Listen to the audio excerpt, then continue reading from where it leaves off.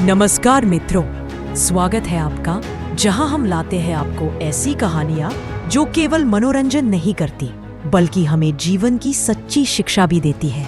आज की कहानी है एक रानी की जो सुंदर थी, गुणवान थी, पर एक छोटी सी भूल ने उन्हें अपराधी बना दिया।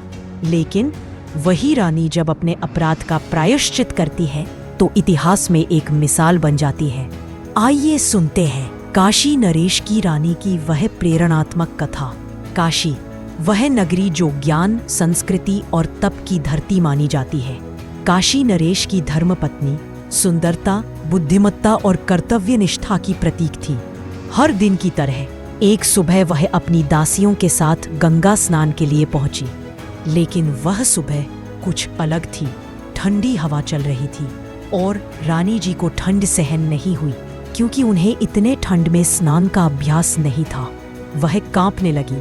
ठंड से राहत पाने के लिए रानी ने एक अजीब और दुखद निर्णय लिया।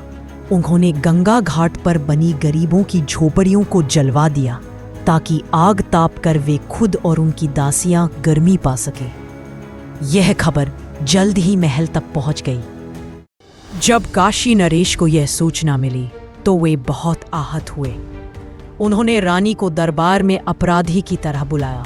रानी महल की महारानी थी, लेकिन उनके निर्णय ने कई गरीबों की छत छीन ली थी। राजा ने कठोर परंतु न्याय संगत आदेश दिया, अपने सारे राजसी वस्त्र त्यागो, भिखारियों जैसे वस्त्र धारण करो और अज्ञात रूप में उन्हीं झोपड़ी वासियों के साथ रहकर भीख मांगो। जो भी धन प्राप्त हो उससे उन गरीबों की नई झोपड़ियां बनवाओ। रानी ने कोई विरोध नहीं किया। उन्हें अपनी गलती का एहसास हो चुका था। उन्होंने सादे वस्त्र पहने और अज्ञात रहकर गरीबों के बीच रहना शुरू कर दिया। वे दिन भर भीख मांगती और रात को वही झोपड़ी में सो जाती।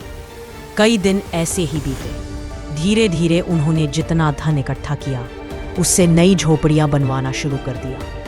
उनका यह प्रायश्चित देख प्रजा भी चकित थी। लोगों का विश्वास रानी में फिर से लौटने लगा। जब रानी अपनी सजा पूरी करके महल लौटी तो राजा ने उन्हें दरबार में आदरपूर्वक आमंत्रित किया। राजा ने कहा, देवी, आप सिर्फ इस राज्य की रानी नहीं हैं, आप हमारे पूरे परिवार का गौरव हैं। आपने जो आदर्श प्रस्तुत किया वह सभी के लिए प्रेरणा है। हम उन्हीं आदर्शों का पालन करेंगे जो हम दूसरों से अपेक्षा करते हैं। आपने अपनी भूल का प्रायश्चित करके प्रजा का विश्वास तो जीता ही है, साथ ही श्रेष्ठ परंपराओं को भी पोषण दिया है। मित्रों, ये कहानी हमें सिखाती है कि कोई भी व्यक्ति, चाहे वह कितना ही उच्च पद पर क्यों न हो, गलतियां कर सकता है। लेकिन सच्चा नेता वही होता है जो अपनी गलती को स्वीकार करके उसका प्रायश्चित करे। रानी का यह कृत्य हमें यह भी सिखाता है कि एक सच्चा राजा या रानी वही होता है जो अपने आदर्शों का पालन पहले खुद करे, फिर प्रजा से अपेक्षा रखे। हम जिस आदर्श का स्वयं पालन करेंगे वही राज्य में पनपेगा। अगर आपको यह कहानी पसंद आई हो तो इसे ज़रूर लाइक और शेयर करें। आपके विचार हमारे लिए महत्वपूर्ण हैं।